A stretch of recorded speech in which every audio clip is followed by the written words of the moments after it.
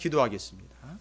주님, 지나간 한 해를 그렇게 여기까지 인도해 주심 감사드립니다. 다가오는 한 해 2018년도를 또한 변함없이 소망 가운데 저희들에게 허락해 주실 것을 믿습니다. 보내고 맞이하며 그 시작과 끝, 알파와 오메가가 사람의 주관이 아닌 하나님의 주관 가운데 있다라는 사실을 잊지 않고 오늘 한 해를 마무리하는 귀한 이 마지막 예배의 자리에 저희들을 불러주심을 감사드립니다.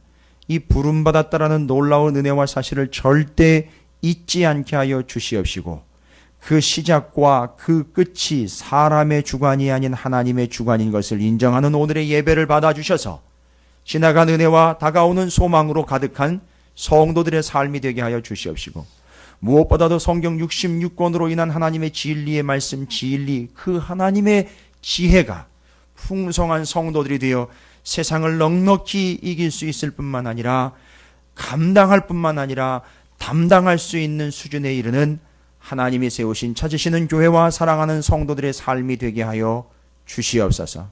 주님, 귀한 말씀으로 한 해를 마무리합니다. 어떻게 마무리해야 할 것이며 어떻게 돌아봐야 할 것이고 또 어떻게 내다봐야 할지를 귀한 말씀을 통하여 일러주시는 바대로 믿고 또한 순종하고 따르게 하여 주시고 그것을 체험할 수 있는 풍성한 교회와 성도들이 되게 해 주시옵소서. 주님, 내다봅니다. 점을 치는 것이 아니라 말씀에 기록된 바를 근거로 멀찍이 내다보고 가까이 내다봅니다.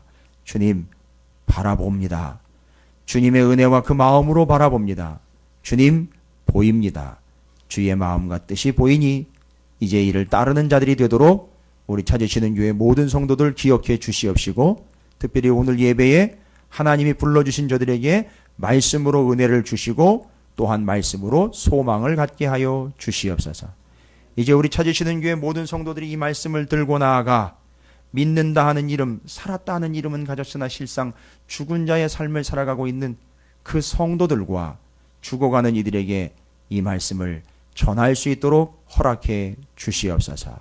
주님께서 오늘도 주시는 말씀으로 전하는 자와 받는 이들이 하나가 되어서 한 해를 마무리하고 한 해를 맞이할 수 있는 은혜의 시간, 축복의 자리가 되도록 허락해 주시옵소서. 감사드립니다. 예수님의 이름으로 간절히 기도 올리옵나이다. 아멘. 할렐루야. 예, 옆에 있는 분 축복하도록 하겠습니다. 해피 뉴 이어라고 축복하시기 바라겠습니다. 예. 갑자기 방언이 튀어나와가지고 놀라셨어요. 예. 지나간 한 해는 하나님의 은혜였고 내다보니 또 소망입니다. 할렐루야. 돌아보니 은혜요, 내다보니 소망이더라. 할렐루야. 뭐 만든 얘기가 아니 진리입니다. 한번 해보실까요? 돌아보니 은혜요, 내다보니 소망입니다. 할렐루야. 요한복음 1장 한번 좀 찾아보실까요?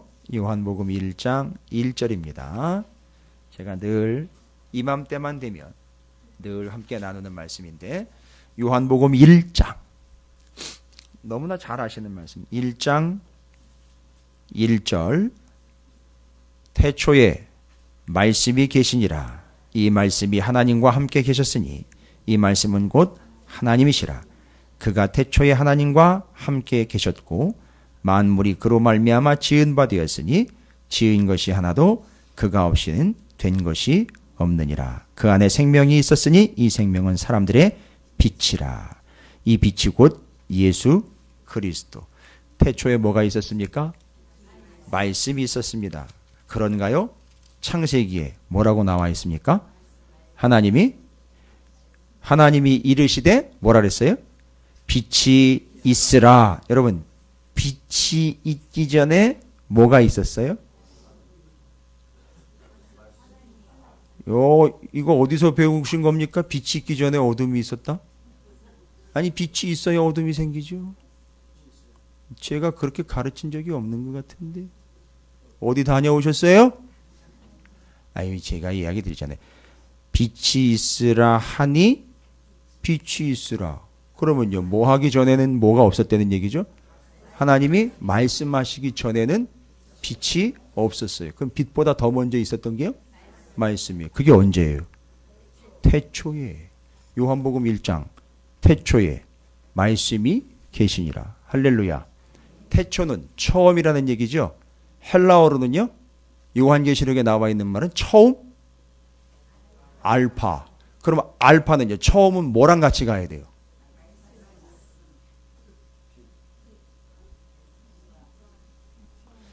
지금은 처음입니까? 끝입니까? 오늘 이 시간은요. 그런데요, 끝나는 게 아니라, 그러니까 뭐가 되는 거죠? 이 시간은 알파가 되고 또 뭐가 돼요? 그렇죠. 거꾸로 하니까 지금 우리는 마지막 예배를 오메가로 드리고 있죠. 또 오메가 하니까 또 이렇게 먹는 약도 생각하십니까? 이제 그런 거. 왜 알파와 오메가냐 하면 신약 성경을 기록한 헬라어의 알파벳이 알파로부터 시작을 해서 오메가로 끝납니다. 영어는요, A로 시작을 해서, 조금 아시는 분들은 Z라고 얘기를 하셔요. G가 아니라 Z라고 얘기를 하십니다. 여기 미국에서 오신 분들이 계시기 때문에 조심하셔야 돼요. 발음 조심하십시오. Z가 됩니다. 그런데 바로 그 알파벳이 A서부터 Z가, A가 처음 Z가 끝인 것처럼 헬라어, 그리스어의 알파벳은 알파가 처음이고 오메가가 끝이에요. 그래서 여러분 이 교회 강대상에 보면 A처럼 생기고 이렇게 뭐 말발굽처럼 이렇게 생긴 그런 걸 그려놓은 게 있을 거예요. 그게 알파와 오메가예요. 그게 처음과 끝이라는 거예요. 그러니까 처음하고 끝은 어떻게 보면 같은 거예요. 우리 기독교의 신앙과 믿음으로 보면 끝이 곧 시작이 되는 거예요. 그러니까 오늘 지금 우리는 끝내지만 뭐가 또 시작이 돼요? 새로운 한 해가 시작이 될 거예요. 그러면 알파와 오메가 맞습니다. 시작과 끝 당연합니다. 태초에 뭐가 있었다? 말씀이 있었어요. 여러분 잊지 마세요. 이건 원칙이에요. 모든 시작과 끝에는요, 다른 게 있어서는 안 됩니다. 원래 뭐가 있었습니까? 말씀이 있었습니다. 그러니까 모든 시작과 끝에는 근본적으로 성경적으로 성서적으로 신학적으로 신앙적으로 반드시 뭐가 있어야 됩니까? 그럼 모든 시작과 끝은요, 생각을 해보십시오. 한번 따져볼까요? 모든 시작과 끝, 여러분의 삶의 모든 시작과 끝, 여러분이 그렇게 겪고 경험하고 누리고 있는 시작과 끝, 뭐가 있습니까? 시작과 끝. 예? 시작과 끝. 예? 뭐든지 시작과 끝이 있잖아요. 여러분의 삶에서요. 예? 뭐 시작하면 끝나는 게 있잖아요. 예? 아니 구체적으로 그러니까 지금 우리가 생각이 없는 거예요. 그런 생각을 해본 적이 없는 거예요. 그냥 세월만 갈아시구려라는 거지 시작과 끝이 뭔지를 모르고 있는 거예요. 여러분 삶에 인생에 실제로 시작과 끝이 있잖아요. 심지어 나시린 얘기도 하면서 서원을 했어요. 서원을 하면 시작하고 끝이 아니라 뭐예요? 서원한 것을 마무리하는 거예요. 이게 시작과 끝이잖아요. 그러면 그 시작과 끝 뭐가 있습니까? 하루. 그렇죠. 하루에 시작과 끝. 슬슬 이제 나오는 거예요. 그러니까 이게 대답하기가 지금 애매한 거예요. 이것도 목사님이 먼저 시작과 끝은 반드시 말씀이라고 턱 터쳐놨으니까 이거 내 삶의 시작과 끝을 또 적용하다 보면 이게 또 분명히 또 두 손 두 발 다 들게 만들어 버린단 말이죠. 하루의 시작과 끝에, 그러면 시작과 끝 알파와 오메가니까 거기엔 반드시 말씀이 있어야 돼요. 직장 생활 하시는 분들, 학교 다니는 친구들, 사업하시는 분들,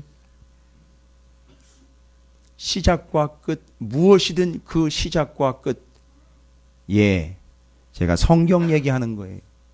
미안한 얘기지만 성경대로라고 말로만, 성경대로 말씀대로라고만 하지만 내 시작과 끝에는 말씀이 없이 늘 내 의지와 내 뜻으로만 시작되었고 마무리가 됐었어요. 반드시 성경적 인생은 그 시작과 끝에 태초에 말씀이 계시니라 했던 것처럼 말씀이 반드시 있어야 되는. 그러니까 지금 이 자리에 반드시 있어야 되는 거예요. 누가요? 그 말씀이, 그리고 그 사람이 있어야 되는 거예요. 정리되셨습니까? 그 다음에 다음 주는요, 시작이니까 반드시 그 자리에도 말씀이 있어야 되고 여러분도 계셔야 되는 거죠. 개업, 입학, 시작, 처음, start, finish. 바로 거기에 모두 다 성경적으로 이야기하면 뭐가 있어야 된다? 말씀이 있어야 한다라는 거예요. 이건 원칙입니다. 제가 다음 주 말씀 미리 공지합니다. 실은 어제 저녁에 저희 가족들 제가 다 모이라 그래가지고 다 모이라 그러니까 한 10명 되는 줄 아나 봐요. 저를 포함해 4명입니다. 저희 식구들 아이들 공부방에 싹 다 모이라 가지고 제 아내서부터 제 딸 둘하고 저하고 하나님의 말씀 이거 다음 주에 여러분과 함께 할 거예요. 하나님의 말씀 성경을 통으로 보는 통성경이 무엇이냐? 통성경 하면 당신도 성경 박사 됩니다. 오바댜와 빌레몬서를 통해서 성경의 제일 짧은 것 한 장짜리들이에요 다. 그런데 죄송합니다만 여기 앉아 계신 여러분에게요. 오바댜와 빌레몬에 대해서 뭘 좀 얘기를 좀 나눠보려고 알고 계십니까? 전할 수 있겠습니다라고 부탁을 드리면 한 장짜리인데도 불구하고 지금까지는 한 장이니까 우습게 보고 넘겼는데 내용을 10%도 몰라요. 그러나 제가 어제 저녁에 제 아내와 제 두 딸과 함께 요 조그만 몇 쪽짜리 안 되는 거 가지고 넘기면서 성경, 통성경을 통해서 통성경이란 뭐냐? 모든 시간과 공간과 인간을 통으로 보는 게 통성경이다라는 걸 이야기할 때 모든 시간은요. 시작과 끝, 말씀, 그 통으로 본다라는 것을 전해주고 난 다음에 오바댜와 빌레몬서를 70%를 이해하게 됐다는 거예요. 그 짧은 시간 20분 만에. 자, 다음 주에 여러분과 함께 요거 하나씩 다 나눠드리고 제가 그 자리에서 한 해를 통으로 여러분과 함께 뚫고 시작을 하려고 합니다. 혹시 성경 좀 암내하면서 교만하게 거들먹거리는 사람이 있거나 성경 진짜 모르면서 아는 척하고 있거나 여러분이 불쌍하게 여기는 사람이 있다면 다음 주에 꼭 데리고 오세요. 제가 반드시 이 말씀 가지고 성경 통으로 여러분과 함께 시간과 공간과 인간을 통으로 개인과 가정과 나라를 통으로 제사장 나라와 5대 제국과 하나님 나라를 통으로 말씀드릴 테니까 내일 지나가면 시간 없을 것이다라는 간절함과 절박함을 가지고선 반드시 다음 주에 참석하시기 바라겠습니다. 가족들 데리고 오세요. 믿음이 있다면. 그리고 이거 하나씩 나눠드리겠습니다. 그리고 제가 말씀 통성경이 무엇인지 한 해 그렇게 시작해서 여러분과 함께 스타트하려고 합니다. 할렐루야. 뭘 하려고 하는지 아시겠죠? 꼭 참석하시기 바라겠습니다. 다음 주 말씀이에요. 그래서 다음 주에 제가 통독원에 또 들어갔다 와야 돼요. 이거 받으러. 이거 아무나 주는 거 아니에요. 여러분이 대한민국에서 아니 전 세계적으로 처음으로 예배 시간에 직접 이거 가지고선 성경을 통으로 보는 귀중한 시간을 갖게 될 줄로 믿습니다. 예. 그럼 별로 이게 특권인 거라 생각을 안 하시는 것 같은데 이제 일은 터졌어요. 이게 이제 전 세계적으로 갑니다. 자, 제가 이야기 드립니다. 이게 사형리 이후로 사형리 말고 오히려 믿는 자들을 더 제대로 양육하고 전도할 수 있는 중요한 도구예요. 처음 경험하시고 처음 여러분이 맞이하게 되실 거예요. 대면하게 되실 겁니다. 어떻게 기대가 좀 되십니까? 별로 기대가 안 되시는 것 같아요. 기대가 곧 믿음인 거 아시죠? 예. 그럼 아멘 한 분들에게는 그만큼의 은혜가 있을 줄로 믿습니다. 왜냐하면 그게 믿음이고 확신이니까, 소망이니까. 어쨌든 오십시오. 단 다음 주에 오시지 않는 분들에게는 제가 드릴 수가 없어요. 왜냐하면 설명을 들어야 되기 때문에. 예, 이거 그냥 배포용 아닙니다. 이게 하나가요. 예, 가격으로 따질 수 없을 만큼의 가치가 있기 때문에 절대 그냥 나눠드릴 수 없어요. 이걸 가지고 가실 때는 설명을 듣고 이것을 같이 앉아가지고선 커뮤니케이션 하고 난 다음에 가져가셔야 돼요. 이거 가져가 봐요. 소용없어요. 그러니까 여러분께서 다음 주에 오셔서 이걸 반드시 접수를 하시고 이 내용을 가지고 여러분도 앉아서 누군가에게 설명을 해 주실 수 있게끔 제가 하겠다는 얘기입니다. 그러니까 누구를 누구를 데리고 오시든 이걸 가지고 가서 전하든 여러분이 반드시 오셔서 이걸 관통을 하시기 바랍니다. 제가 이만한 이야기를 드리는 데는 다 이유가 있습니다. 꼭 기회로 삼으시길 바라겠습니다. 자, 오늘 에스겔서 30장 이어지는 말씀 지난주에 기억나시죠? 하나님이 누구에 대해서 심판의 말씀을 선포하고 계시는지 애굽입니다. 애굽이라는 나라가 왜 심판을 받게 됐을까요? 내부적인 요인이 있고 좀 외부적인 요인이 있어요. 그들 자체의 이유가 있습니다. 첫 번째, 그들 자체가 심판받은 근거지요. 두로 이야기도 했고 그 앞에서도 다 얘기를 했어요. 그렇지요. 그들 자체가 원래 또 어떤 민족이에요? 교만한 민족이에요. 교만한 이유에 대해서 설명드렸죠? 뭐 아쉬운 게 있습니까? 없어요. 그래서 요즘에 예수를 안 믿는 사람들의 대부분은 뭐가 없으니까? 아쉬운 게 없으니까. 돈도 있어요. 건강도 할 만합니다. 그리고 그 정도로 살아왔으면 뭐 불만이 없는 거죠. 그러니까 예수가 필요 없다라고 여겨집니다. 그러니까 자기가 뭐가 돼버리냐? 신이 돼버립니다. 그래서 애굽의 왕은 죽어서 어디에 묻힙니까? 땅에 묻히는 게 아니라 피라미드에 묻혀서 죽은 자지만 방부 처리를 해가지고선 마치 뭐 하고 있는 것처럼 살아있는 것처럼. 그리고 신하들도 어떻게 해버려요? 산채로 순장 살아있는 채로 옆에다가 신하들을 같이 매장을 해버립니다. 뭔 얘기예요? 죽은 게 아니라 살아있다라는 얘기예요.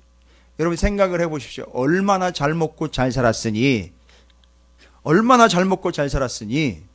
어떤 마음이 들까요? 어떤 마음이 들어요? 죽는 게 아깝죠. 죽고 싶지 않죠. 그게 그렇게 표현이 된 거예요. 미라로 표현이 된 겁니다. 이해가 되십니까? 그렇게 해서 방부 처리를 해가지고 썩지 않게끔.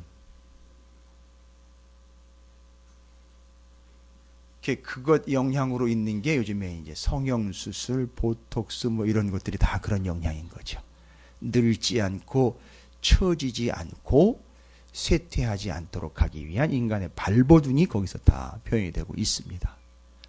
자, 이것이 그들의 마음이. 그러니까 너무너무 아쉬운 것이요. 두고 가기 아쉽지요. 너무너무 많은 수확물들을 포기하는 게 아쉽습니다. 정말 싫죠. 죽고 싶지 않아. 어떻게 합니까? 그러나 죽는 건 정해진 이치인데요. 데려가십니다. 그러나 죽고 난 다음에도 나는 살아있다라는 걸 그런 식으로 표현을 하는 겁니다. 그래서 자기들이 교만을 합니다. 엄청 교만합니다. 그리고 심판받는 이유는 바로 그런 애굽을 하나님의 백성이 뭐하죠? 하나님의 백성인 이스라엘이 그렇게 너무 커 보이고 너무 대단해 보이니까 이스라엘이 애굽을 의지를 합니다. 하나님은 그래서 애굽을 의지하지 않고 어떻게 하도록 하기 위해서요? 하나님을 의지하도록 하기 위하여 하나님 외에 다른 것 의지하고 있는 것들을 어떻게 하십니까? 가지치기를 하십니다. 그래서 하나님께서는 하나님 외에 다른 걸 의지하는 의지처들을 정리하시고 누구를 의지하도록요? 하나님을 의지하여 하나님께 돌아오도록 하십니다. 그래서 애굽을 뭐하게 되었다? 심판하게 되었다. 그래서 자체적으로 자신들의 뭐 때문에? 교만함과 그리고 그들을 의지하는 이스라엘 하나님의 백성들이 하나님만을 의지하도록 하기 위하여 치시는 겁니다. 그래서 그렇게 치고 도구로 쓰신 5개의 나라를 5대 제국이라고 그래요. 애굽은 제국으로 가다가 발목 잡힌 바람에 애굽으로 치질 않고 애굽이 제국화 되려다가 멈춰버렸고 그 다음에 등장한 아수르, 바벨론, 페르시아, 헬라, 로마가 5대 제국입니다. 이게 성경에 나와 있어요. 그러니까 이것이 정리가 안 되니까 성경이 이해가 안 되는 거예요. 근데 이 5대 제국을 하나님은 도구로 쓰셨습니다. 그러니까 지금 여러분 중요하게 보셔야 되는 게 뭐냐면 이미 지금 임한 구약에서는요, 이스라엘을 무슨 나라로 세우시고 부르셨죠? 제사장 나라로 불렀고, 예수님이 오시고 난 다음에 이미 무엇이 임했다? 세례 요한도 그렇고 주님도 그렇고 하나님의 나라가 임했다 그랬어요. 그러면 그 하나님의 나라, 구약에서는 제사장 나라를 위하여 아수르, 바벨론, 페르시아, 헬라, 로마를 뭐로 쓰셨습니까? 도구로 쓰셨습니다. 그러면 지금 이 땅 가운데 임한 하나님의 나라를 위하여 성경을 봤다면 어떤 정리가 가능할까요? 하나님의 나라를 위하여 누구를 도구로 쓰신다라는 게 답이 나오잖아요. 그죠? 그럼 오늘날 우리가 그렇게 대한민국 뭐 어렵다 힘들다 해가지고 난리도 아니에요. 제가 수요일날 금요일날 부탁 말씀드렸죠. 제발 세상껏 교회로 끌어들이지 말라고요. 함부로 내용들 퍼가지고 날라가지고 핸드폰으로 난리를 치면서 교회 요구도 먹이지 말라고 얘기 드렸죠. 저한테도 수많은 사람들이 얘기를 해요. 왜 교인들 왜 그러냐고 도대체. 그 시간에 있으면 차라리 기도를 하라 그러지 왜 자꾸 그런 쓸데없는 짓을 하냐고 자꾸 저한테 얘기를. 아니 왜 내가 그랬어요? 나한테 그래. 뭔 얘기예요? 목사님 똑바로 가르치라는 얘기 아니에요. 아니 가르쳐도 안 듣는 걸 어떡합니까? 하지 말래. 왜 자꾸 교회 안으로 퍼가지고 나릅니까? 왜 바깥에 있는 걸 교회 안으로 자꾸 들어옵니까? 여기서 바깥을 봐야 되는 거 아닙니까? 그럼 제사장 나라를 하나님께서 세우기 위하여 아수르, 바벨론, 페르시아, 헬라, 로마를 써먹었단 말입니다. 몽둥이를 쓰시고 버렸어요. 그러면 지금 오늘날 이 정세를 쥐고 있다고 착각하고 있는, 자신들이 마치 제국처럼 힘센 나라라고 착각하고 있는 그들을 어떻게 보실 수 있냐는 얘기입니다. 자기 입으로 자기네가 가장 센 나라래요. 뭔 제국이래요. 함부로 제국을 운운합니다. 하는 짓은 제국과 같이 같아요. 아주 교만합니다. 맞아요. 미국, 중국, 일본, 러시아 아주 교만해요. 지들이 마치 제국인 것처럼 굴어요. 그러나 임한 것은요, 하나님의 나라가 임했어요. 그러면 미국, 러시아, 중국, 일본 어떤 더 센 나라가 있을지? 영국이요? 아유 좋습니다. 뭔 나라가 됐든요. 모두가 다 성경을 좀 안다면은요, 하나님의 나라를 위한 도구로 쓰임받다 버림받을 수 있다라는 겸손함을 가져야지요. 여러분 선포할 줄 알아야지요. 그들 때문에 두렵고 떨립니다. 이렇게 벌벌 오들오들 떨지 말고요. 하나님의 나라를 안다면 그들도 당신들도 하나님이 도구로 써서 바벨론처럼 아수르처럼 쓰다가 버림받은 몽둥이가 될 수 있다라고 선포할 수 있어야지요. 유엔에 가서도 얘기할 수 있어야지요. 외국에 정상이 오면 그 얘기를 성경을 통해서 얘기할 수 있어야 되지요. 불러줄 리도 없습니다만 제가 만약에 이 양반이 마장동에서 개척한 지 3년 되는 개척교회 목사요 라고 누군가 소개를 해준다면, 아이고 오셨냐고, 우리나라 좀 잘 봐달라고, 참 어렵다고, 경제도 힘들고 나라 국방도 어려운데 우리 좀 잘 좀 봐달라고, 노 땡큐입니다. 절대 그렇게 얘기합니다. 당신 성경 좀 압니까? 성경 좀 읽어봤습니까? 구약의 제사장 나라를 위하여 아수르, 바벨론, 페르시아, 헬라, 로마가 하나님의 몽둥이로 회초리를 쓰임받다가 부러져 꺾어져 흔적도 없이 사라져버린가 압니까? 물어볼 거예요. 뭐 대답을 하면 거기서부터 이어져 가는 거예요. 대답 못하면은요, 성경 읽고 오시오. 어떻게 된다는 겁니까? 당신네 나라도 하나님의 나라를 위한 도구로 쓰임받다가 꺾어져 버리는 존재가 되지 않으려면 정신 차려 겸손하게 하나님의 다스리심을 인정하시고 주변에 있는 나라들 성경적 관점으로 바라보시오 라고 당당하게 얘기할 수 있습니다. 어떻습니까? 예? 여러분 표정은 그거예요. 네가 언제 그럴 기회가 있을 거라고 함부로.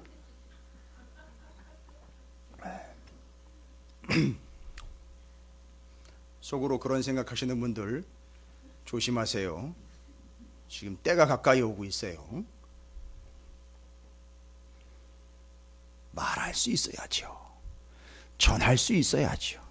그게 안 되니까요. 어떻게 돼요? 이걸 전할 수 없으니까 바깥까지 퍼져 들어오는 거예요. 수준이 안 되니까 안에 걸 전하지 못하니까 바깥에 있는 걸 끄집어가지고 자꾸 들어오는 거예요. 교회 안으로. 참 불쌍합니다. 제발 세상 얘기 옮길 그 기회와 시간이 있으면은요, 그냥 성경 구절 하나 올려주세요. 차라리요. 그게 덕이고 그게 복입니다. 근데 그 한 구절이 아쉬워요. 자, 오늘 보십시오. 오늘도 기가 막힌 성경을 바라봐야 되는 우리의 관점, 하나님의 눈으로 바라봐야 되는데, 그래서 애굽을 하나님 치십니다. 자체 교만이요, 그를 의지하게 두고 있는, 그들을 의지하고 있는 하나님의 백성들이 그 의지처를 끊어버리시기 위하여 심판이 임합니다. 저도 깜짝 놀랐어요. 오늘 에스겔서 30장 애굽의 심판에 대한 이야기하는데, 여러분 20절부터 한번, 저는 오늘 뒤에서부터 볼게요. 뒤에서부터. 이게 왜냐하면 순서가 중요하기 때문에 제가 이제 뒤에서부터 보는 거예요. 20절에 보면 20절 말씀에 11째 해 첫째 달 7째 날에 여호와의 말씀이 내게 임하여 이르시되, 아마 잡혀온 날짜 이야기하겠죠. 잡혀오고 난 다음에 인자야, 내가 애굽의 바로 왕에 뭘 꺾었습니까? 팔을 꺾었더니 칼집을 잡을 힘이 있도록 그것을 아주 싸매지도 못하였고 약을 붙여 싸매지도 못하였느라 회생 불가가 된 거예요. 그러므로 주 여호와께서 이같이 말씀하셨네. 내가 애굽의 바로의 왕을 대적하여 그 두 팔, 성한 팔과 입이 꺾인 팔을 꺾어서 칼이 그 손에 떨어지게 하고, 주로 지금 다 20절부터 26절까지 뭐가 꺾인다? 팔 꺾인다. 팔 꺾인다. 여기는 꺾였다라는 말은 이제 비튼다라는 얘기가 아니라 뼈가 부러져 가지고 어떻게 된 거예요? 팔이 너덜너덜해진 거예요. 너덜너덜. 그거 보셨어요, 여러분? 제가 올 12월 초에 교회 앞에 교회로 출근을 하다가 오토바이를 타고 가던 두 남녀가 사고를 당하는 걸 봤어요. 직접 눈앞에서. 유턴하는 트럭과 함께 부딪혀가지고선 뒤에 타고 있던 이 자매가 심하게 부딪히면서 바닥에 내뒹굴러 제가 주차를 하고 있는 바로 우리 2층 상가 앞으로 떨어졌어요. 근데 못 움직이는 거예요. 그래서 제가 막 발버둥을 치고 있는 그 자매에게 움직이지 말라고, 가만히 있으라고. 왜냐면 어디가 다쳤을지 모르는 거거든요. 남자친구는 옷이 다 찢어가지고 이 정신이 없으니까 일어나가지고 막 돌아다니고, 이게 걱정이 되더라고요. 거기를 챙겼어야 되는데 이거 조심하라고 막 돌아치다가 큰일 나는데. 근데 이제 자기 여자친구가 다쳤으니까 너무 힘들어가지고 난리가 난 거예요. 뭐 정신이 없어요. 나갔어요. 그러니까 그건 누가 잡아줘야 되는데, 여자 자매가 이제 움직이려고 할 때 움직이지 말라고, 가만히 있으라고, 움직이지 말라고, 구급대 올 테니까 가만히 있으라고. 그래야지 그 차가운 바닥에 그냥 가만히 있는데, 이제 차들이 왔다 갔다 하고 파편이 튀고 막 이런 거 있으니까 보호를 해야 되니까 거기서 보호막 바람막이를 해주면서 가만히 있으라 그러고 연락을 해가지고선 구급차가 올 때까지 기다리니, 구급차가 왔어요. 구급대원이 와가지고 이 자매가 다리 쪽을 움직이지를 못하는 거예요. 다리 쪽을 움직이지 못하는데 뭔가 이상이 있다 싶더라고요. 봤을 때에도. 구급대원이 와서 이송을 해야 되니까 접혀 있는 다리를 피려고 하는데, 아하, 이 종아리, 무릎으로부터 허벅지까지 이 굵은 뼈 있잖아요. 예상컨대 거기가 부러진 거예요. 그게 부러져서 구급대원이 다리를 피려고 하는데, 세상에 제가 처음 봤어요. 그 무릎으로부터 허벅지까지의 그 다리 뼈가 부러지니 이렇게 불쑥 올라오더라고요. 꺾인 뼈가. 그래서 구급대원이 이게 부러졌구나 해서 긴급 조치를 취하더라고요. 그러니까 이 자매가 너무너무 고통스러워했던 걸 제가 봤어요. 여러분, 그냥 꺾인 게 아니라 그렇게 부러져서 너덜너덜해진 걸 이야기하는. 그러니까 애굽을 어떻게 하겠다는 거죠? 그 팔을 한 팔도 아니고 양팔을 전부 다 어떻게 하겠다? 꺾어버리게. 이게 너덜너덜하게. 이게 뭐 아무것도 못하는 거잖아요. 그냥. 그렇죠. 그냥 이게 따로 노는 거잖아요. 그러니까 부러져 내린 거예요. 꺾어져 버린 겁니다. 마치 뭐처럼 꺾어버린 겁니까? 나일강에 갈대처럼 콱 꺾어버린 거예요. 이해가 되십니까? 그렇게 해서 힘을 못 쓰게 만들어버리는 겁니다. 그리고 누구의 팔에 손을 들어주겠다. 누구의 팔은 견고하게 하고, 24절에 바벨론 왕의 팔은 견고하게 하고 내 칼을 그의 손에 넘겨줘요. 내가 바로의 팔은, 계속 팔 이야기가 나와요. 근데 여러분 여기서 멈춰지면 안 돼요. 그냥 팔을 꺾어. 아니 뭐 씨름합니까? 팔이라는 말은 그냥 손이 달려있는 한 지체를 이야기하는 게 아니라 성경이 말하는 게 있어요. 이 팔이라는 거에 대해서. 자, 이 팔이라는 말은 좀 이해하시고 들으십시오. 히브리어, 구약 성경을 기록한 히브리 원어로 말하면 팔이라는 말은 제로아라는 단어입니다. 제로아. 히브리어로 제로아. 팔이. 근데 여러분, 제가 이제 화들짝 놀란 게 여기에 이 제로아 팔이라는 단어가 어디로부터 왔느냐 하면 자라라는 말에서부터 왔어요. 제로아 자라. 그러니까 어원이 같은 거예요. 자라라는 말에서 왔어요. 자라. 그 팔, 제로아라는 말이 어디로부터 왔다? 자라라는 거. 히브리어예요. 히브리. 이스라엘 사람들이 쓰는 언어인 히브리어에 의하면 제로아라는 팔은 자라라는 단어에서 왔어요. 근데 자라라는 단어가 팔과는 상관이 없는 듯 보여요.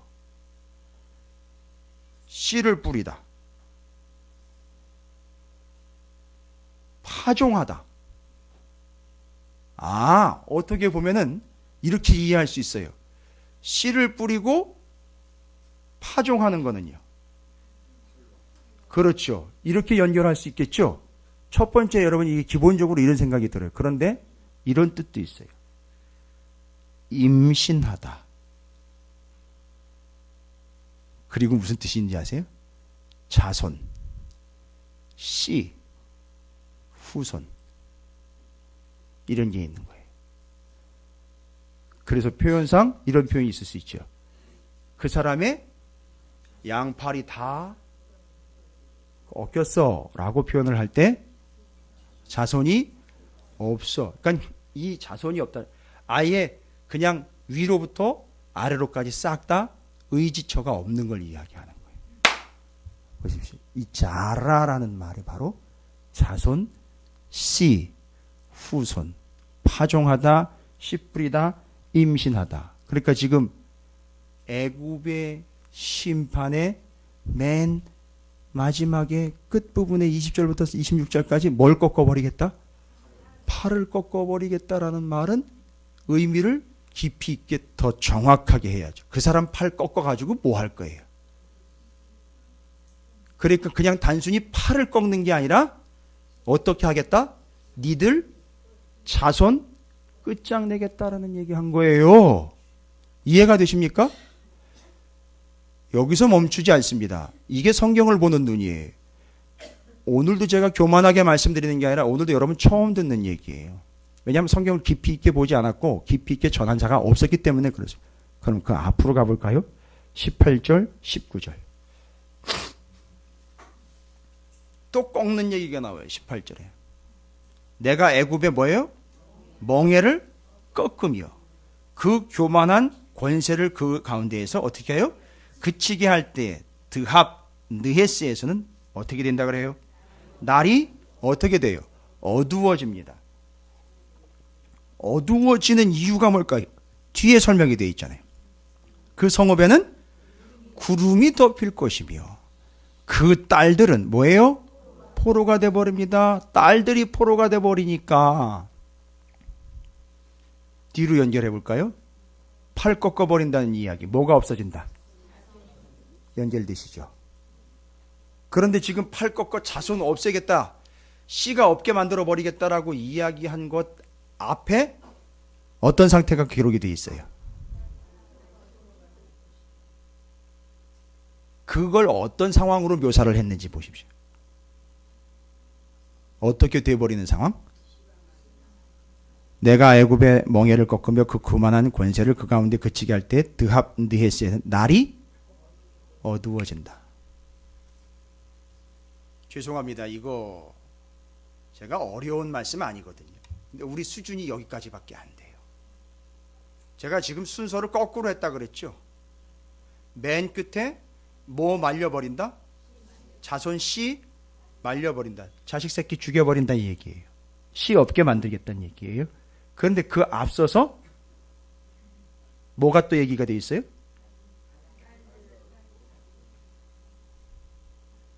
제가 여러분 눈치챌 때까지 한번 코치 한번 해볼게요. 자식 새끼 없애버리겠다는 얘기예요.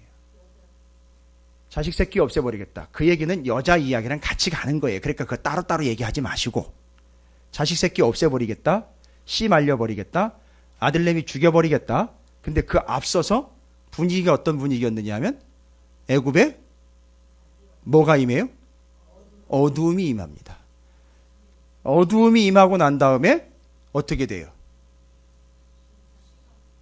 씨가 없어진다. 누가 죽는다는 얘기예요?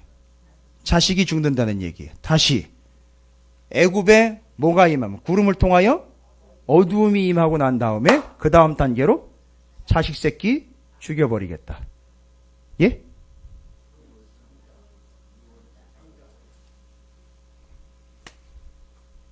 이건 여러분을 칭찬하면 안 돼요. 이건 저를 칭찬해야 돼요. 농담입니다. 여러분이 지금 뭘 깨달으신 거예요?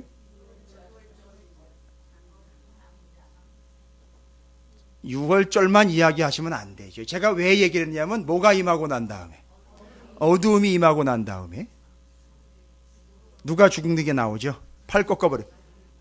자식 죽는 이야기. 여기는 여자 죽는 이야기가 아니라 말 그대로 씨기 때문에 아들 죽는 이야기인 거예요. 됐습니까? 어둠, 아들. 구체적으로 이야기하면 장자가 죽는 이야기. 그럼 연결해주죠. 어떻게 된 거예요? 뭐와 연결이 되는 겁니까? 그러니까 지금 우리는 이 이스라엘 백성이 아니니까 시간이 오래 걸립니다. 이스라엘 백성들은 이 이야기 딱 들으면 뭐가 탁 떠올라요? 예? 그게 이제 신약의 수준이고, 어둠, 장자 죽음. 예? 오케이, 빙고. 역시, 예. 뭐가 떠올라? 이스라엘 백성들은 이 이야기 딱 들으면 어둠 다음에 장자 아들 죽는 이야기 딱 떠오르면 뭐까지 다 한꺼번에 이제 탁 떠오르죠. 10가지 재앙이 한꺼번에 싹 세트로 오는 거예요. 이건 누가 떠올려라라고 얘기해가지고 되는 게 아니에요. 이건 이스라엘 사람들의 상태와 수준이란 말이에요. 이스라엘 사람들은 뭘 경험했기 때문이죠? 애굽에서 출애굽을 경험할 때 그때 10가지 재앙이 있었단 말이에요. 그러면 지금 어둠, 아들 죽음, 그 앞에 뭐예요? 첫 번째부터 몇 번째까지요? 아니 여러분 그 잘 모르세요? 지금 여기서 언급된 거 그럼 몇 번째를 지금 우리가 나눈 거예요? 9번째하고 10번째잖아요. 그러면 9번째, 10번째 빼고 나머지 8번째까지는 그 앞에 있는 내용으로 한꺼번에 설명을 한 거고, 뒤에 어두움 오고 장자 재앙으로 니들 애굽 치고, 그러면 이스라엘은 어떻게 되는 거예요? 순서대로 가보세요. 출애굽 되는 거. 지금 여기 말하는 건 뭘 얘기하려고 하는 거죠? 이스라엘 백성들을 출애굽 시키는 거예요. 그럼 출애굽이라는 의미를 봤을 때에는 이스라엘 백성들이 지금까지 어떤 삶을 살아왔으니까요? 여전히 애굽을 계속 의지하며 사니까 하나님은 여기서 또다시 한번 뭐를 이루겠다? 출애굽 시키겠다라는 얘기를 하는 거예요. 이스라엘로부터 빼서 누구를 의지하게? 하나님을 의지하게 하겠다는 얘기인 거예요. 이게 보여야 된다는 겁니다. 보이십니까?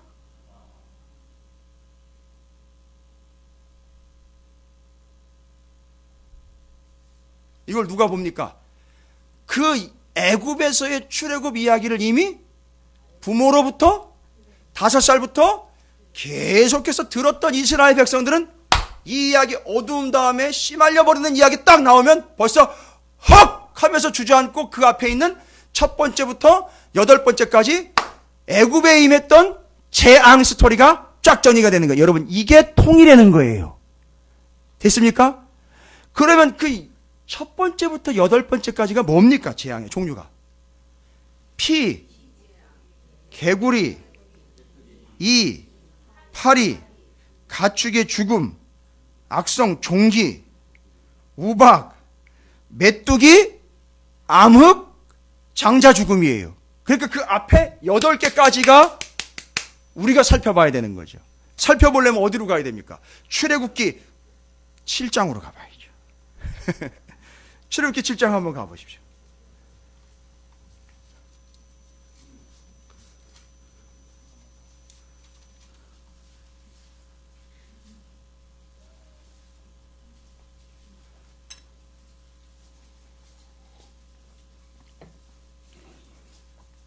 여러분 요거만 정리되면 오늘 의외로 말씀이 빨리 끝날 수 있어요. 와우, 복음이다.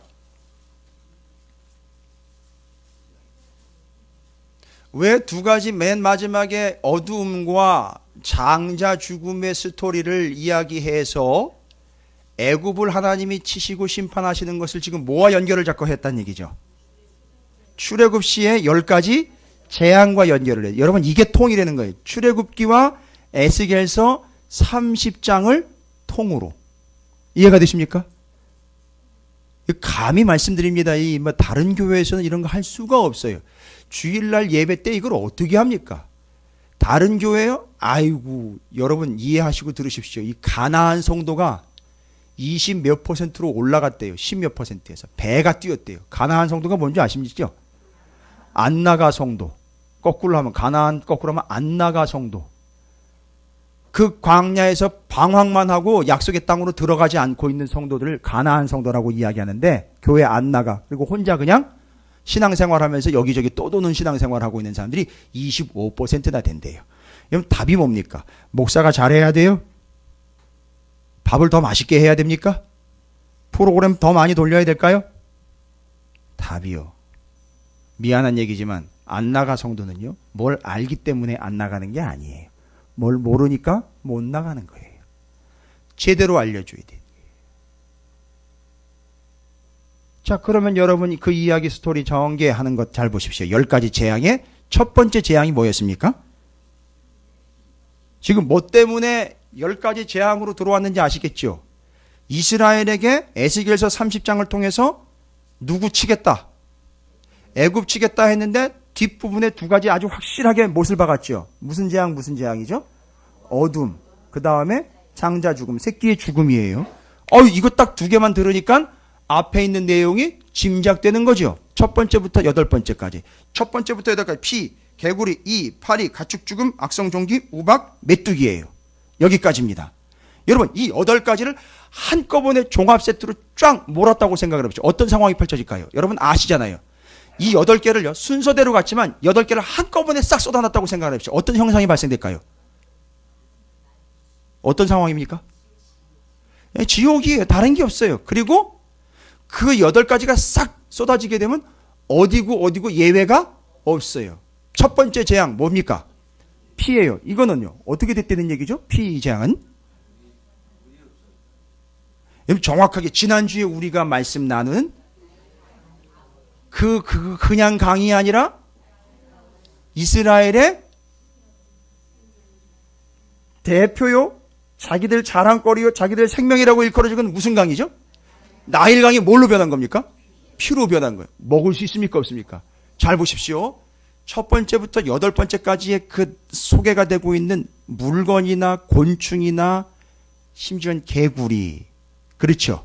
나일강, 죄 다 싹 다 이집트, 곧 애굽 사람들이 뭐한 존재들이냐면 신처럼 떠받았던 존재예요. 한 예로 여러분 기억나십니까? 예전에 제가 말씀드렸어요. 이집트에 가면 식탁 벽면에 개구리 형상을 붙여놓은 집이 있어요. 개구리 형상. 거기 가서는 말 조심해야 된다 그랬죠? 실제로 지금도 그래요. 그 개구리는 뭘 이야기하는 거냐면 애굽 사람들이 자손을 낳게 해주는 우리나라에 옛날부터 내려온 누구와 같은 존재예요? 삼신할미와 같은 존재예요. 그러니까 개구리가 뭘 이야기해 주는 거냐면 뭘 가져다 주는 거예요? 자손과 개구리 알 생각해 보십시오. 뭘 얘기해요? 그냥 태어나는 걸로 끝나는 게 아니라 여럿이 다산을 이야기. 그러니까 개구리가 붙어 있다는 이야기는 그 집에 자손이 없다는 얘기, 귀하다는 얘기입니다. 그래서 그 개구리 상은 뭘 이야기해 주느냐면 우리에게 자손을 가져다 두고 풍요와 다산을 가져다 두는 신으로 떠받치는 거예요. 그러니까 지금 8가지의 재앙으로 소개가 되고 있는 모든 것들은 다 누가? 애굽이 자기네가 의지하고 있는 것들이에요. 나일강. 그렇죠? 첫 번째 제일 강력하게 의지하는 뭐예요? 나일강을 피로 물들여 버립니다. 거기서 개구리들이 버티질 못하고 어떻게 해요? 다 뛰쳐나와가지고 침상과 식탁까지 다 올라와 버립니다. 뭘 먹을 게 있겠습니까? 절대 안 됩니다. 그 다음에는요, 먼지가 이가 돼버려요. 그리고 파리가 나와가지고 전염병이 막 들끓습니다. 심지어는요, 가축에 전염병이 생겨가지고 가축이 다 죽어버립니다. 그리고요, 악성 종기가 가축과 사람들에게 번지기 시작합니다. 싹 다. 그 다음에는요, 하늘에서 우박이 내려가지고 남아있는 식량이며 뭐 이런 것들 싹 쓸어가 버립니다. 우박에 살아남아있던 것들을 누가 와가지고, 메뚜기 와가지고 아예 작살을 내버립니다. 보십시오. 이 뭐예요? 죄다. 애굽이 뭐 했던 거죠? 애굽이 뭐 했던 거죠? 두 가지. 애굽이 교만하게 만드는 너무너무 풍성했고, 그들이 교만한 이유가 되는 모든 것들을 8가지 재앙을 통해서 어떻게 했어요? 싹 쓸어가 버렸어요. 그러니까 물도 남아나지 않고 땅도 남아나지 않은 거예요. 여기는 뭐 바다가 있는 게 아니니까. 강, 땅이 죄다 황폐화가 돼버린 거예요. 뭐예요? 애굽이 의지했던 것을 어떻게 함으로요? 싹 거두어내므로. 잘 보십시오. 그러면 애굽이 의지했던 걸 거두어내므로 완벽하게 심판으로 들어가죠. 그러니까 그 패턴으로 누가 의지하는 뭐를 지금 제거하는 거예요, 하나님이. 이스라엘이 의지하는 애굽을 제거하는 거예요. 근데 애굽을 어떻게 제거한다 그랬습니까? 역시 애굽이 의지하는 걸 제거함으로요. 여러분, 이 패턴이에요. 이 패턴입니다. 그가 의지하는 걸 제거해서 어떻게 하도록 하려고 하는 게 하나님의 목적입니까? 하나님이 하나님이신 것을 알고 그 하나님을 의지하도록 하려고 하는 거예요. 여러분, 이게 하나님의 뜻입니다. 하나님 외에 더 의지하려고 하는 것들을 제거함으로 인하여 하나님이 하나님 되신과 그 하나님만을 의지하려고 하나님은 계획하셔서 애굽이 가장 넘버 원으로 의지하고 있는 뭐부터 치십니까? 나일 강부터 치시는 거예요. 피로 물들어 버립니다. 거기서 개구리가 올라와요. 땅에는요, 뭐가요? 먼지라 그랬는데 흙이요, 흙. 흙을 휙 날라버리니까 이게 다 뭐가 돼버려요. 그러니까 물도 엉망, 땅도 엉망. 농작물 얼마나 많이 잘 자랍니까? 그렇죠. 2모작, 3모작까지 한다 그랬죠? 뭐가 내립니까? 우박이 내려가지고 박살내버립니다. 그나마 뿌리까지 남아있는 건 누가 와가지고요? 메뚜기 와가지고 싹 쓸어가 버려요. 이건 자랑할 수가 없는 거예요. 이건 남아있질 않으니까요. 다시 한번이요. 이렇게 교만한 애굽의 의짓거리를 싹 거두어 하나님이 심판하시고 8번째까지 땅과 물을 바싹 다 말려버립니다. 그리고 존재를 말려버립니다. 어두움을 임하게 하셔서 그 어둠 속에서 어떤 일이 발생된다고요? 장자가 죽어 나갑니다. 첫째 아들 6월절 날 죽고 둘째 아들 어디서 죽어요? 목사님 성경에 그거 안 나와 있는데 첫째 아들 안 나와 있다고 모릅니까? 왜 모르는 척 하십니까? 장자가 6월절 날 다 죽어요. 그런데 나중에 보니까 이스라엘이 출애굽할 때 이스라엘을 누가 쫓아와요? 애굽의 군대가 쫓아와요. 아이고 봤더니 장자 다 죽었는데. 알고 봤더니 남아있는 둘째 아들들이 쫓아오는 거예요. 당연한 거 아닙니까? 그 둘째 아들들도 뭐가 어떻게 되는 거예요? 홍해바다에 다 묻혀버리는 거예요. 그 의지하려고 했던 바를 하나님이 치셔서 의지처를 없애버리고 누구를 의지하게 하면 하나님의 뜻? 하나님을 의지하게 하면 하나님의 뜻입니다. 여러분, 한 해 동안 무엇을 의지하면서 살아오셨습니까? 여러분, 이제 다가오는 한 해 동안 무엇을 의지하면서 사시겠습니까? 여러분, 하나님이 또 내년 정초 1월 1일부터 가지치기 하는데 여념이 없게 만들지 마시기를 주님의 이름으로 부탁드립니다. 여러분이 뭐 더 의지하려고 하는 거 그 하나님 치십니다. 왜요? 미워서요? 아니고 치시는 이유는 뭡니까? 하나님을 의지하도록 하려고요. 그거 의지하지 말고 하나님만을 의지하도록 하기 위하여 그걸 치신다는 거예요. 그러면 그 10가지 재앙 속에 담겨있는 하나님이 그 재앙을 통해서 에스겔서 30장에 기록되어 있는 하나님의 백성이 이스라엘에게 말하려고 하는 게 뭐냐? 자, 출애굽기 7장 펼쳐보십시오. 지금부터 그러면 왜 에스겔을 통해서 하나님은 그때의 10가지 재앙을 다시 끄집어내시면서 그때의 그 비참했던 애굽의 역사를 이스라엘이 기억을 하게 되고, 어떻게 망한다는 거죠, 이스라엘? 이제 애굽이? 언제처럼? 출애굽 때처럼 그렇게 재앙이 와서 망하게 되니까 절대 뭐 하면 안 되겠구나. 애굽을 의지하면 안 되겠구나를 깨닫고 출애굽 때 있었던 그 사건을 이제 정리를 하게 됩니다. 뭐라고 정리를 하게 됩니까? 여러분 잘 보십시오. 그 재앙의 의미는 뭘까요? 애굽을 치시는 이유는 뭘까요?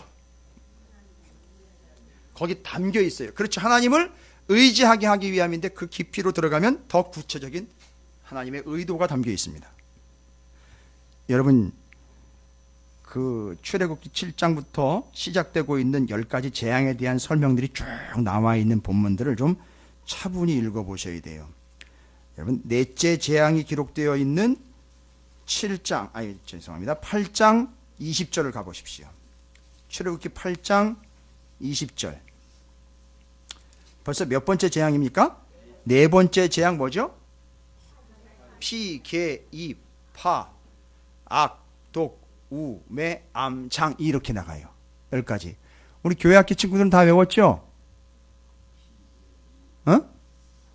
교회학교 다 외웠죠? 지난번에도 한 번 더 했죠? 한번 외워볼까요? 자, 시작.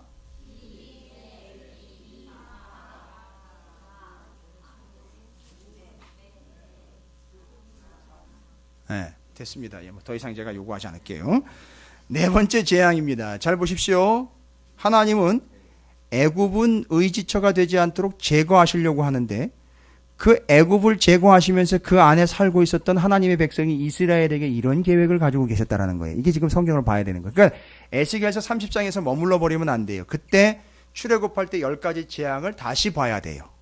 이거 누가 알려줘야 되는 거예요. 그 당시에. 그러니까 에스겔이 알려줘야 되죠. 그때 그 재앙을 가끔 기억하지 이러면서.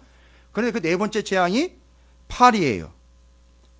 여호와께서 모세에게 이르시되 아침에 일찍 일어나 바로 앞에 서라. 그가 물 있는 곳으로 나오리니 그에게 이르기를 여호와께서 이같이 말씀하시기를 내 백성을 보내라. 그러면 그들이 나를 섬길 것이니라.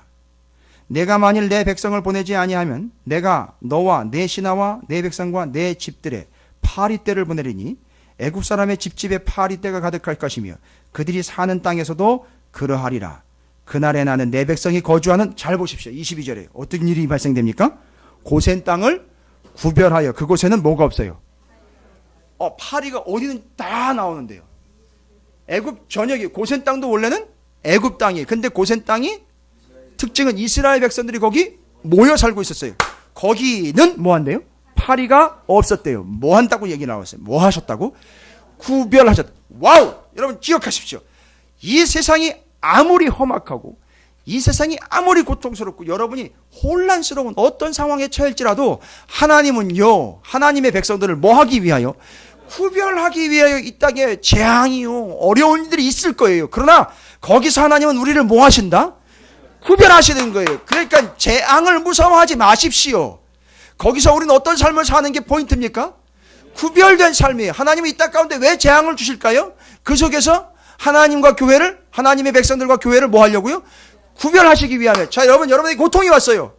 여러분에게 아픔이 왔습니다. 목적은 뭡니까? 하나님이 여러분을 생고생을 시키려고 하는 게 아니라 그 속에서 구별하시기 위함이에요. 구출하시기 위함이에요. 구분하시기 위함입니다. 할렐루야. 이게 하나님의 의도예요.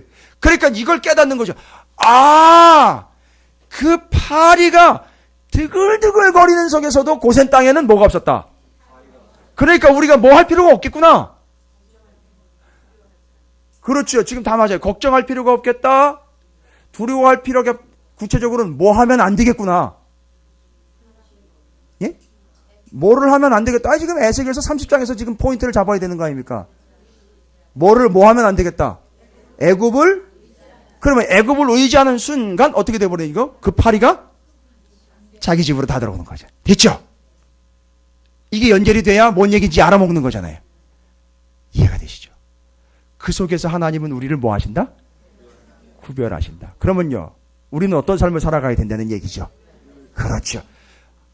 그 구별된 삶의 본질이 뭐냐? 하나님을 뭐 하는 거예요? 그렇지요. 세상에 섞여가지고 세상 것에 막 뒤섞이는 게 아니라 하나님만을 뭐 하는 게? 의지하는 게 어떤 삶이다? 구별된 삶이다. 할렐루야. 이건 뭘 모르면 전혀 이해가 안 되는 거죠. 예, 에스겔서 30장을 모르면 이해가 안 되는 게 아니라 출애굽기의 10가지 재앙을 모르면 절대 이해가 할 수 없는 거예요.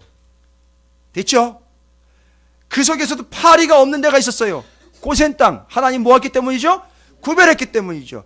구별되면 어떤 걸 의미합니까? 누구를 의지합니다? 하나님만을 의지합니다. 그러나 하나님 외에 애굽을 의지하려고 하는 순간 애굽에 있던 뭐가 다 들어온다. 파리가 다 들어와 버린다. 와우. 할렐루야. 놀랍습니다. 구별이요. 여기서 멈추지 않습니다. 구별이라는 말은 또 나와요. 9장 4절 가보실까요? 다섯 번째 죽음은 뭐예요? 다섯 번째 재앙은요. 가축의 죽음이에요. 가축의 죽음입니다. 여호와께서 모세에게 이르시되 바로에게 들어가서 그에게 이르라. 히브리 사람의 하나님 여호와께서 말씀하시기를 내 백성을 보내라. 그들이 나를 섬길 것이니라. 내가 만일 보내기를 거절하고 억지로 잡아두면 여호와의 손이 들어있는 내 가축 곧 말과 나귀와 낙타와 소와 양에게 더하니 심한 돌림병이 있을 것임. 오, 가축의 죽음이네요. 그런데 4절에 뭐라고 나와 있어요? 여호와가 이스라엘의 가축과 애굽의 가축을 뭐하리니? 구별하리니. 와우. 여러분 여기서 통성경적으로 나갑니다. 성경 전체를 보는 거예요. 여기서 보지 말고 이스라엘의 가축은 뭐 하지 않았어요? 애굽의 가축은 다 뭐 했는데요? 죽었지요. 그러나 이스라엘 땅에 고센 땅에 있었던 가축들은 뭐 하지 않았다? 하나도 죽지 않았다. 그럼 이 가축들도 역시 어떤 운명이 되어버리는 거죠? 구별되었지요. 왜 구별하셨을까요? 생각해 보십시오. 이스라엘이 고센 땅에서 어디로 갈 때요? 출애굽할 때 이 가축들은요 남겨놓고 갔습니까? 같이 가지고 갔지요. 같이 갔습니다. 같이 나가가서 이 가축들은요 어떻게 됐어요? 구체적으로 설명을 하셔야죠. 정답입니다. 그래서 근거 없는 소리지만 같이 나갔기 때문에 가축인 거예요. 예. 왜냐하면 당시에는요, 여러분 신약 성경에도 알잖아요. 집에다가 양을 딸처럼 키웠다라고 해요. 그렇죠? 같이. 그래서 가축. 김 목사 왈. 근데 그 가축들은 죽지 않고 역시 구별됐기 때문에 어떻게 됐어요? 나가서 광야에서 이 가축들로 뭘 한 겁니까? 하나님께 제사 드리는 데 썼어요. 그럼 그 가축으로 제사를 드리면 어떤 효과가 있다는 거죠? 이스라엘 백성들에게 어떤 효과가 나오는 거죠? 이들이 어떻게 하지 않고 여러분 가축을 왜 잡아 죽입니까? 뭐 문제 때문이죠? 그렇죠. 맞아요. 가축이 이때 죽지 않았기 때문에 거기다가 죽임으로 누가 죽지 않아요? 이스라엘 백성인? 그렇죠. 이 사람들이 죽지 않는 거예요. 죄가 용서받으니까. 할렐루야. 이래저래 하나님 뭐 하신 겁니까? 구별하시고 구원하신 거예요. 할렐루야. 그러면 어떤 결과가 나옵니까? 여러분이 구별된 삶을 살면 그것이 곧 누구를 살리는 거예요? 곧 누가 사는 겁니까? 내가 사는 거예요. 할렐루야. 와우. 하나님을 섬김이 곧 구별입니다. 근데 구별된 삶을 사니까 누가 살더라는 거예요? 내가 살더라는 거예요. 할렐루야. 옆에 있는 분 축복하십시오. 구별됩시다라고 축복하십시오.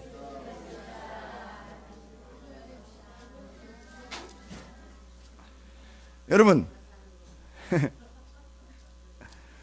9장 26절 더 재밌는 거예요. 지금 제가 뭐 날이 새도 이건 부족해요. 오늘 송구영신 예배 때까지 이 말씀을 가지고 다 풀어도요 그 정도로 부족합니다.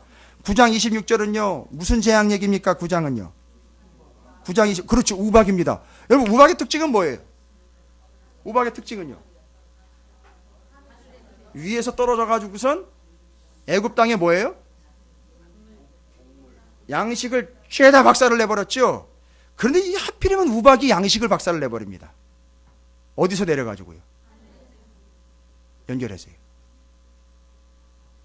애굽은요 하늘에서 우박이 내려가지고 그들이 의지하는 먹어야 되는 양식을 박살을 내버립니다. 그러나 이스라엘은요 와우 대단한 수준들입니다. 와우 보람 있어요. 다시요 우박이 하늘에서 내려가지고 제국의 양식을 씨를 말리는데 이스라엘 땅에는 뭐라 그랬어요? 우박이 없더라. 이건 뭘 의미하고 이 앞으로 어떤 운명을 얘기하는 겁니까? 절대 그들에겐 양식이, 그렇지요. 그래서 하늘에서 우박이 내렸는데 광야 나가니까 하늘에서, 아유 더 크게 얘기하세요. 이거 전 세계적으로 나갑니다. 만나가 내리는 거예요. 할렐루야. 와우. 누가 이걸 이렇게 설명을 합니까? 죄송해요. 다른 사람들이 아이고 저게 뭐 지들끼리 북치고 장구치고 다 하는구나. 예.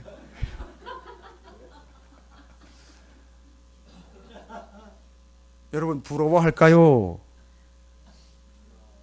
그렇게 야 뭐 그냥 그렇구나 이렇게 얘기하고 넘어갈까요? 부러워합니다. 왜요? 지금 뭐가 내리고 있는 거나 마찬가지죠. 하나님의 양식인 말씀이 내려가지고 여러분들이 지금 먹이고 있는 상황인 거예요. 놀랍습니다. 구별. 뭐 한다는 거예요? 하나님이 먹이신다는 거예요. 살리신다는 거예요. 구별된 삶을 살아가시기를 주님의 이름으로 축복합니다. 하나님만을 의지하는 것이 구별이에요. 와, 놀랍습니다. 아, 이거 시간이 부족해가지고 제가 10장 23절은요 한번 보겠습니다.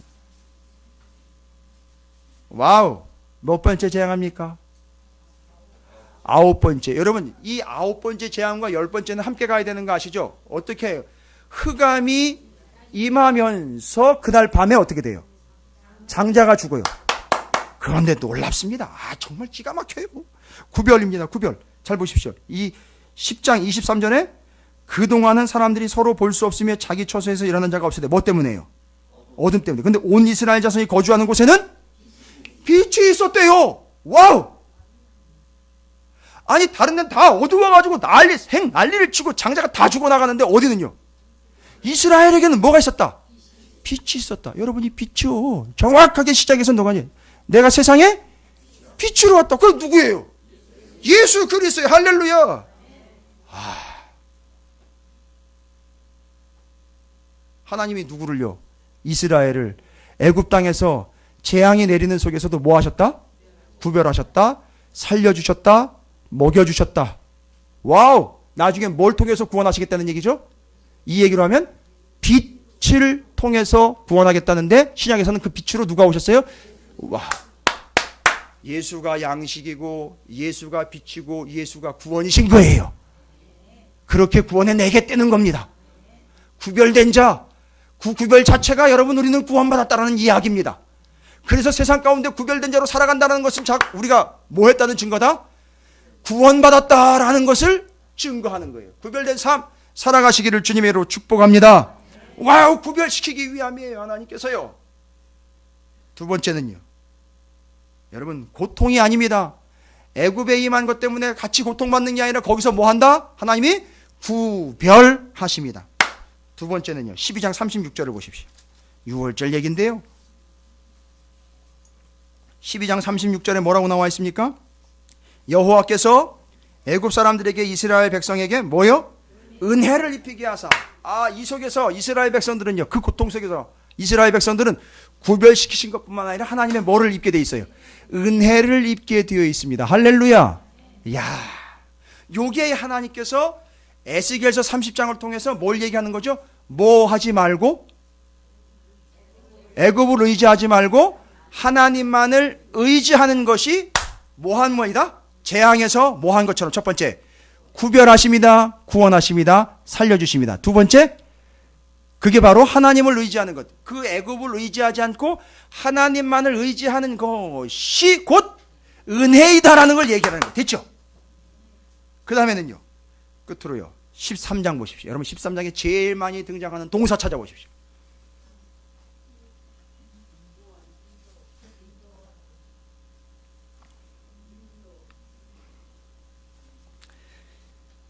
실은 그 앞에서부터 나와 있죠? 그렇지요. 맞습니다. 제일 많이 나오는 단어가 뭐예요? 인도하심이라. 와우. 그러니까 그 속에서 하나님은 뭐 하시는 거죠? 인도하심이요. 자, 그러면 이제 정리하도록 하겠습니다. 아하. 하나님만을 의지하는 거죠.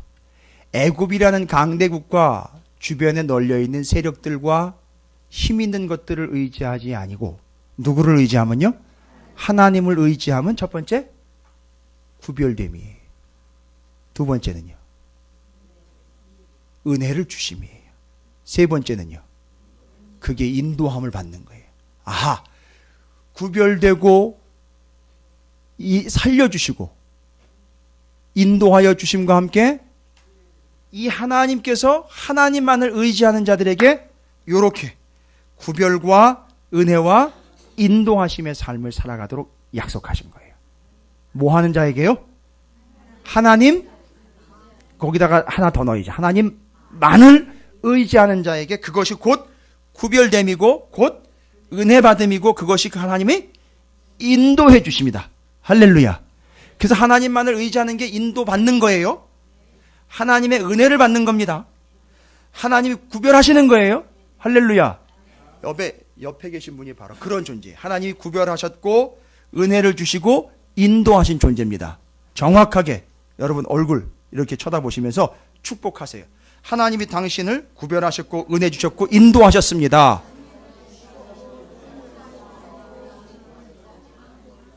요거는 딱 하나의 사실로 정리된다 그랬죠? 우리 영혼이요. 뭐 하는 걸 통해서? 뭐 하는 걸 통해서?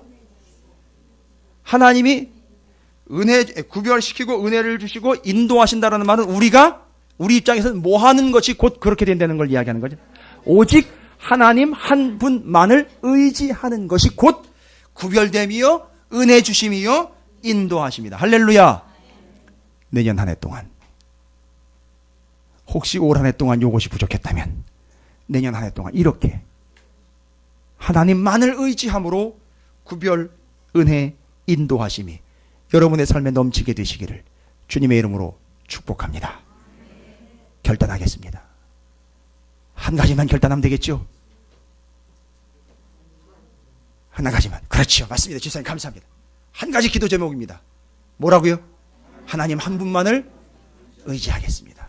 주의 이름을 크게 한번 부르시고 함께 결단하며 통성으로 기도하도록 하겠습니다. 하나님, 제가 한 해 동안 하나님 한 분만을 의지하지 못했던 것 용서해 주십시오. 그러나 이제 다시 결단합니다. 하나님 한 분만을 의지하겠습니다. 그것이 곧 나가 구별됨이요, 은혜 주심이요, 인도받음이 되고 그것이 나를 살리는 놀라운 하나님의 약속이 될 줄로 믿습니다. 하나님 한 분만을 섬기겠습니다. 주의 이름을 크게 한번 부르셔 통성으로 기도합니다. 기도하겠습니다.